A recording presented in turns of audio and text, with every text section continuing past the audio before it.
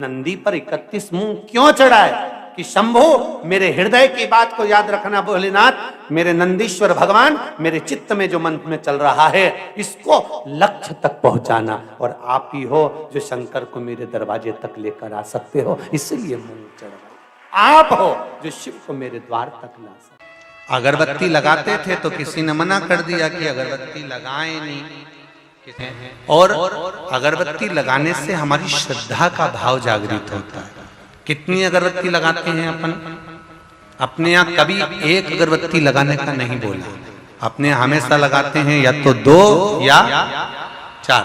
2 अगरबत्ती इसलिए लगाते हैं कि एक अगरबत्ती तो मेरी तरफ से परमात्मा को रिझाने के लिए, दूसरी अगरबत्ती मेरे परिवार को भगवान की कृपा बनी रहे उसके लिए। 4 अगरबत्ती इसलिए लगाते हैं।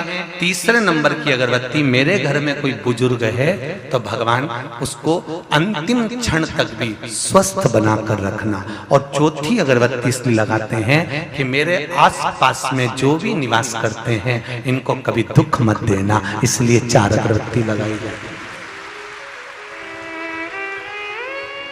हमारे यहाँ एक अगरबत्ती भी नहीं लगाई जाती कि केवल मेरे लिए लगाई हो। हमारे यहाँ सनातन धर्म भारत की भूमि कहती है, सनातन धर्म कहता है सर्वे भवन्तु सुखिनः, इसलिए एक अगरबत्ती नहीं 2 लगाई जाती है कि मेरे लिए नहीं, मैं पूरे परिवार के लिए मांग रही हूं। भगवान जब हमारे यहाँ महादेव किसको कहा गया? केवल देवों के देव महादेव नहीं, महादेव का मतलब वो होता है कि देवता से मांगा जाता है, जो मांग कर देते हैं वो देव कहलाते हैं। हमने देवता से कहा, गणेश जी से कहा, इनसे कहा, उनसे कहा, दे दो साहब हमको ये दे दो साहब, हमको ये दे दो साहब, पर महादेव एक ऐसे हैं उनको महादेव कहते हैं। मांग कर दे वो देव, और जो बिना मांगे दे देता है उसके दरवाजे पर जाने पर दे देता है वो महादेव।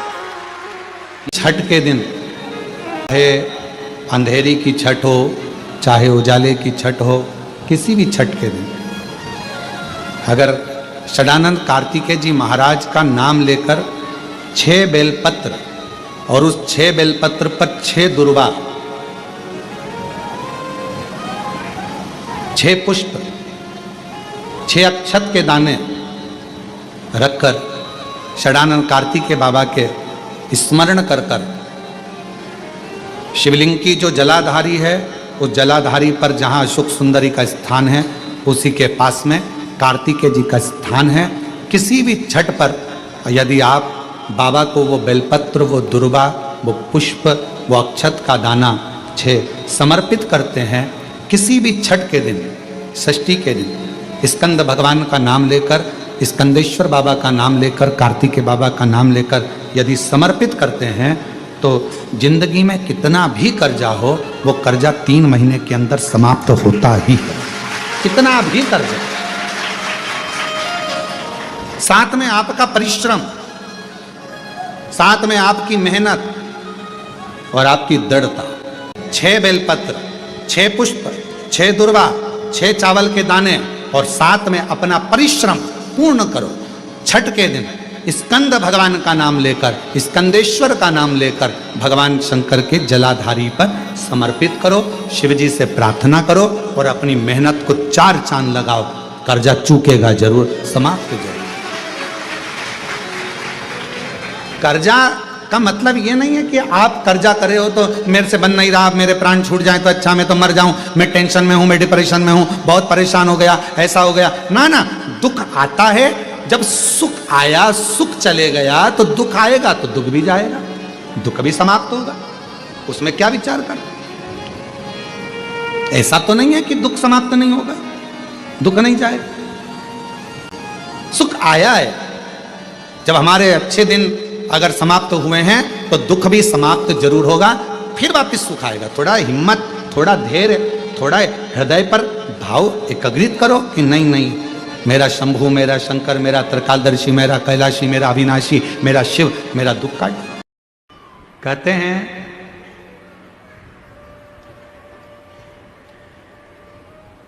जब व्यक्ति के जीवन में कोई राह नहीं सूझ रही हो,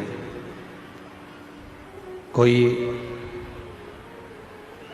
मार्ग नहीं मिल रहा हो, तब ये शिवलिंग है, जरा समझिएगा। एलईडी पर आपको दिखाया जा रहा है। मान लो ये शिवलिंग है, ये जलाधारी है। ये जल यहाँ चढ़ाते हो तो वो पानी बहकर इधर आता है, जल बहकर इधर आता है। मान लो कोई राह नहीं दिख रही हो, आपको लग रहा है कि मैं बहुत फंस चुके हूँ और निकल नहीं पा रहा हूँ, मार्ग नहीं मिल रहा। थोड़ा सा लाल चंदन जहाँ ये जल बहता है, इसके दोनों ओर, इधर गणपति इधर कार्तिकेय, थोड़ा थोड़ा लाल चंदन दोनों जगह पर लगाना प्रारंभ करो और उत्तर की ओर मुख कर कर दक्षिण में खड़े होकर शिव जी को जल चढ़ाना प्रारंभ करो। 3 या 4 दिन तक आपने अगर दोनों जगह पर चंदन लगाकर दक्षिण में खड़े होकर उत्तर की ओर मुख कर कर भगवान के शिवलिंग पर जल चढ़ाया। पहले लगाना चंदन दोनों ओर लाल और फिर जल चढ़ाना। 3 से 4 दिन में स्वयं मेरा भोले बाबा आपको मार्ग निश्चित कर देगा और रास्ते क्लियर कर देगा। ज्यादा दिन नहीं, 3-4 दिन। पृथ्वी पर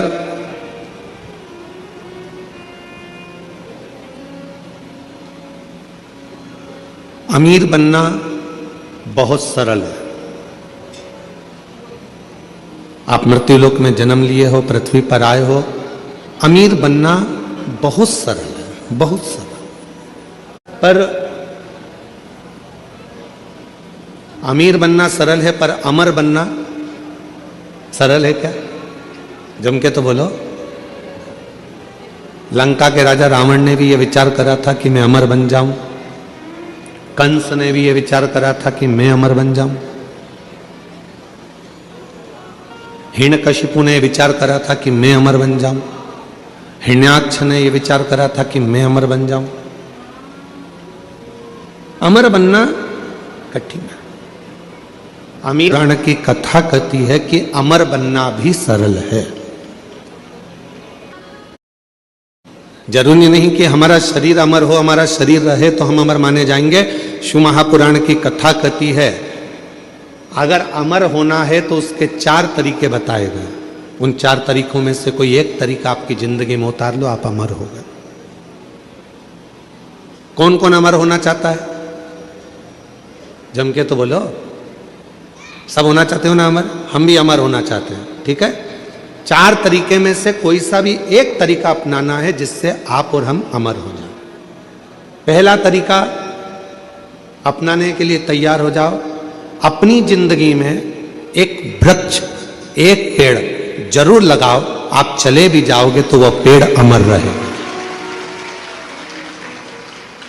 अमर होने के 4 तरीके बताए हैं। पहले नंबर का है वृक्षारोपण। अपने नजदीक में, अपने करीब में कोई अच्छी जगह पर एक वृक्ष लगाओ, उस वृक्ष की परवरिश करो और उस परवरिश को कर कर उस वृक्ष को लगाकर बड़ा करो। हम रहें चाहे ना रहें, वो पेड़ जब तक पृथ्वी पर रहेगा दूसरे को छाया देता रहेगा। लोग तुम्हें याद करते रहेंगे कि हमारे काका जी ने ये पेड़ लगाया। दूसरे नंबर पर अमर होने का दूसरा साधन बताया। अमर होना चाहते हो तो दूसरा तरीका है अपने बच्चे को जैसे पढ़ाते हो वैसे ही कोई गरीब का बच्चा जिसको अच्छी एजुकेशन की जरूरत है और उसके पास पढ़ने का पैसा नहीं है, अपने पैसे से उस बच्चे को धीरे धीरे पढ़ाना चालू करो। जब वो किसी अच्छे ओहदे पर जाकर बैठ जाएगा समझ लेना कि आप अमर हो गए, आपकी जिंदगी अमर हो गई, आप अमर हो गए।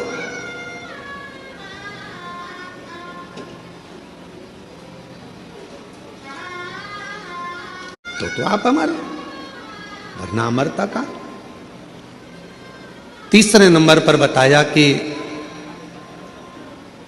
हृदय की मिठास, प्रेम लुटाते चलो, प्रेम देते चलो, अमर। वो एक गीत की लाइन है ना, वो राम आए जो। तीसरा साधन है अपने व्यवहार को मीठा रखिए, प्रेममय रखिए, स्नेहमय रखिए, अच्छा रखिए। व्यवहार श्रेष्ठ रखिए। और चौथा साधन बताया अमर होने का। चौथा साधन अपने बच्चों को अच्छा संस्कार देकर चलिए। जब वो बच्चे अपने संस्कारों में ढल जाएंगे तो समझ लेना कि आप अमर हो गए, आपके बच्चों के संस्कार के रूप में। कौन कौन अमर होना चाहता है? बोलो, हाथ उठाओ जल्दी से। होना चाहते हो अमर? तो बच्चा भी संस्कारी, तो कोई भूलेगा नहीं, लोग आपको याद करेंगे। इनके माता पिता भी संस्कारी थे तो बच्चा भी संस्कारी था। इनके माता पिता में ये संस्कार था तो बच्चे में ये संस्कार। ये अमरता है, ये अमर हो गया, ये अमर। अमीर बनना सरल है पर अमर होना कठिन है। पर शिव महापुराण की कथा कहती है अमर होना भी सरल है। जिसने इन चार में से कोई एक बात को अपनी जिंदगी में उतार लिया तो समझ लो कि वो अमर हो गया। धर्म पत्नी माता सती को लेकर कुंभज बाबा के आश्रम में शिव पुराण की कथा अर्थात भगवत चर्चा करने के लिए गए। भगवत चर्चा करने, कथा सुनने के लिए कुंभज बाबा के आश्रम में गए।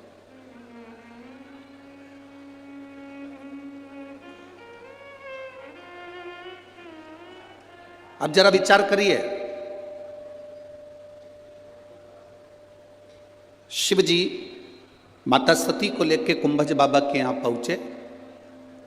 कुंभज बाबा के हाथ जोड़े, प्रणाम करा, नमन करा।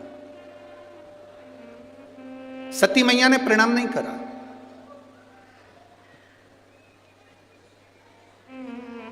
माता सती प्रणाम नहीं करी है कुंभज ऋषि को, अगस्त ऋषि को प्रणाम नहीं करी।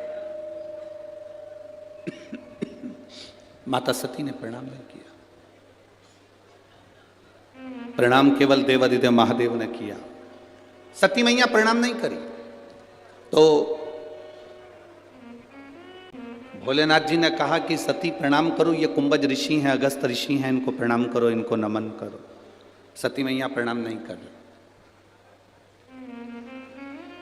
सती माता प्रणाम करे, कुंभज ऋषि को देवादिदेव महादेव प्रणाम करें। कुंभज ऋषि अपनी जगह से खड़े होकर सती मैया को और महादेव को प्रणाम कर रहे हैं।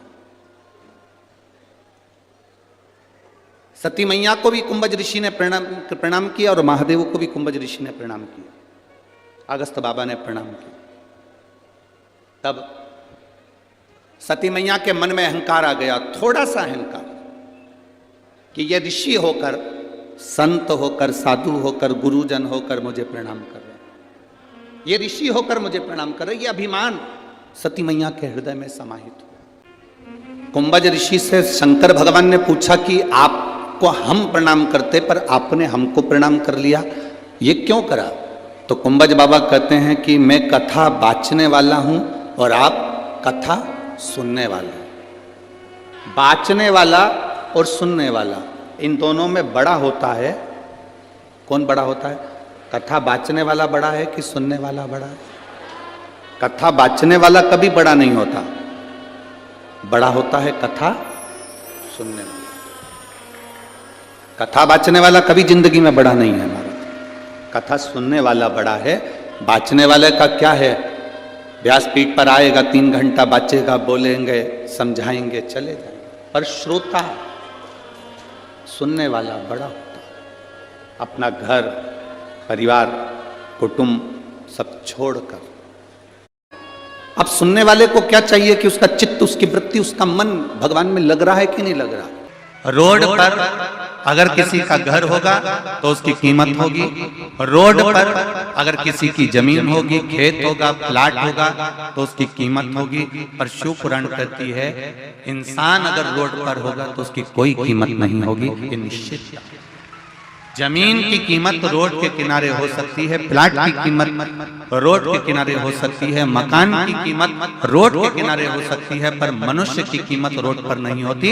शिव महापुराण की कथा कहती है एक मक्खी सब्जी पर बैठी और तुल गई तो 2 रुपए किलो के भाव में सब्जी की कोई कीमत नहीं होगी। उस मक्खी की कोई कीमत नहीं होगी। कबाड़े के ऊपर बैठकर तुल गई तो उस मक्खी की कोई कीमत नहीं होगी। पर वही मक्खी अगर सोने के ऊपर रखा जाए और सुनार सोना तोल रहा हो और मक्खी उस पर बैठ जाए तो वो मक्खी भी 5,000 रुपए की हो जाएगी। ये निश्चित है, उसकी कीमत बढ़ जाएगी।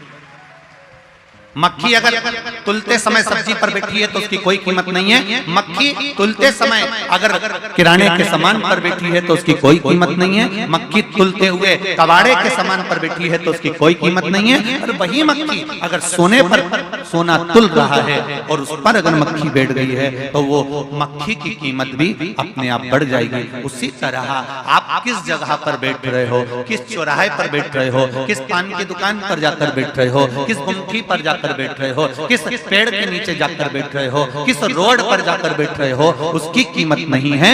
शिव महापुराण की कथा कहती है जब हम भगवान की शरणागति में, सत्संग में या शिव महापुराण में जाकर बैठते हैं तो ये शरीर की भी कीमत बढ़ जाती है और आत्मा की भी कीमत बढ़ जाती है। इसकी कीमत बड़ी है, ये शरीर की कीमत भी बड़ी और आत्मा की कीमत भी बड़ी। हम जब भजन करने बैठे, हम जब स्मरण करने बैठे, आप उठाकर देखिए इतने शास्त्रों को, इतने प्रमाणों को हमारे उठाकर देखिएगा। रामकृष्ण परमहंस जी को देखिए, चैतन्य महाप्रभु जी को देखिए, श्री महावीर स्वामी जी को देखिए, गौतम बुद्ध जी को देखिए, नामदेव जी, तुकाराम जी, मीराबाई, कर्माबाई, मुक्ताबाई, नरसिंह मेहता, प्रहलाद, इनका यदि स्मरण करेंगे तो इन्होंने अपने शरीर की कीमत को बढ़ा लिया भगवान का भजन। इन्होंने शरीर की कीमत को बढ़ा लिया भगवत स्मरण। इन्होंने शरीर की कीमत को बढ़ा लिया भगवत नाम का जप करके। हमारे नैनों में जल भर जाए कि मैं तो बहुत गरीब हूँ, या मेरा शरीर बेकार है, या भगवान ने मुझे जबरदस्ती पैदा कर दिया, भगवान ने यूं ही मुझे जन्म दे दिया। एक बात बहुत अच्छे से याद रखना, पहले भी कथा में कही, आज फिर कहते हैं, यहाँ जितनी मेरी बहनें बैठी हुई हैं, जितनी माताएं बैठी हुई हैं, जितने भाई लोग बैठे हुए हैं और जितने भी बांधव लोग यहाँ बैठे हुए हैं, आप सोने वाले कमरे में या अपने कक्ष के अंदर कोई भी अटाला चीज नहीं रखते। तुम अपनी अलमारी में हमेशा अच्छी चीज ही रखते हो, कीमती चीज ही रखते हो। जब तुम अपने कमरे में, तुम अपनी अलमारी में, तुम अपने कक्ष में, तुम अपने मकान में कोई भी अटाला सामान नहीं रखते तो जरा विचार करिए, ये पृथ्वी पूरी की पूरी मेरे महादेव का घर है। जब आप अटाला सामान नहीं रखते तो मेरा महादेव किसी फालतू को इस पृथ्वी पर क्यों रखेगा? जरा विचार करो। अगर भगवान ने जन्म दिया है, मृत्यु लोक में आए हो, पृथ्वी पर जन्म हुआ है, तो तुम्हें कीमत वाला बनाकर मेरे परमात्मा ने भेजा। ऐसा कोई मनुष्य, ऐसा कोई मानव, ऐसा कोई पृथ्वी मनुष्य जन्म नहीं लेता जिसको भगवान कीमत वाला बनाकर नहीं पैदा करता।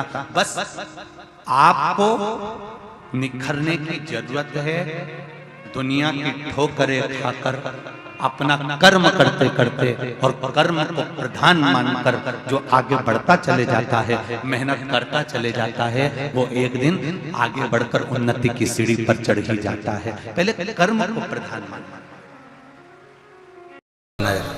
ये शिवलिंग, ये जलाधार और ये धार। अब कई लोगों के मन में प्रश्न खड़ा होता है, कई लोगों के मन में एक भाव उत्पन्न होता है कि हमारे घर में जो शिवलिंग है, हमारे घर में जो शंकर भगवान का शिवलिंग है, क्या उस पर वासुकी नाग लगाना, सर्प लगाना जरूरी होता है क्या? हमारे घर के अंदर जो शिवलिंग है, हमारे घर में जो शंकर भगवान का शिवलिंग है, उस पे सांप लगाना, सर्प लगाना, वासुकी नाग लगाना जरूरी है क्या? तो बहुत सावधानी से समझिएगा कि जो शिवलिंग होता है, जो शिवलिंग होता है, उस शिवलिंग में भगवान शंकर स्वयं विराजमान है। तो उनके गले में अगर सर्प है तो शिवलिंग में आपरूप सर्प है। शंकर जी अगर रुद्राक्ष की माला पहने हैं तो शिवलिंग में वो रुद्राक्ष का बल है। शंकर जी बागंबर पहने हैं, शिवलिंग में वो बागंबर का अंश है। शिवलिंग गंगा धारण करे हैं तो शिवलिंग, भगवान शंकर गंगा धारण करे हैं तो शिवलिंग में वो गंगा का तत्व शुभ है। जरूरी नहीं कि तुम्हारे घर में जो शिवलिंग हो उस पे नाग हो। अगर है सर्प कोई बात नहीं, रखे रहने दो। सर्प नहीं है तो कई लोग कहते हैं चांदी का सांप बनवा लेती हूँ, पीतल का सांप बनवा लेती हूँ। घर में मेरे शिवलिंग है उस पे सांप नहीं है, मैं सांप रख देती हूँ, सर्प रख देती हूँ, वासुकी नाग रख देती हूँ ना। अगर है तो रखो। शिव महापुराण की कथा कहती है, जिसको रात्रि में सोते समय या सुबह या ऐसा लगता है कि मुझे स्वप्न में सर्प नजर आते हैं, सांप दिखते हैं, कोई मरा हुआ व्यक्ति नजर आता है, उसको लगता है कि कोई डरावनी सी वस्तु नजर आती है, कोई श्वेत वस्त्र नजर आते हैं या कोई सर्प नजर आता है, तो हमारा शास्त्र कहता है शिवलिंग, जैसे ये शिवलिंग है पूरा जलाधारी पर रखा हुआ है, और जो शिवलिंग है इस शिवलिंग के 5 स्थान ऐसे नियुक्त कर लीजिए। कितने स्थान? 5। चंदन लीजिए, उस पे एक चावल का दाना, एक अक्षत, वो भी चंदन में गीला करा हुआ, पूरा चावल का दाना। 5 स्थान नियुक्त कर लो। एक स्थान ये कर लिया, हमने चंदन लगाया, उसमें चंदन का चावल का दाना लगाया। दूसरा स्थान हमने ये नियुक्त करा, हमने चंदन लगाया, उस पे चावल का दाना लगाया। तीसरा स्थान हमने ये नियुक्त करा, चंदन लगाया, चावल का दाना लगाया। चौथा स्थान हमने ये नियुक्त करा, चंदन लगाया, चावल का दाना लगाया। 5वां स्थान हमने ये नियुक्त करा, चंदन लगाया, चावल का दाना लगाया। बस एक बेलपत्र अशोक सुंदरी वाली जगह पर पहले चढ़ा देना है, फिर ये 5 स्थान पर चंदन की बिंदी और एक चावल का दाना लगा देना। इस बेलपत्र को उठाकर लाना है प्रदोष काल में। प्रदोष काल सूर्य जब जा रहा हो, चंद्र प्रवेश कर रहा हो, उसको प्रदोष काल कहा गया। उस प्रदोष काल में इस बेलपत्री को भगवान पतालेश्वर महादेव का नाम लेकर खा लेना है। कभी जिंदगी में तुम्हें सर्प का स्वप्न आ ही नहीं सकता और सर्प का भय नहीं हो सकता। यह पतालेश्वर है। 5 स्थान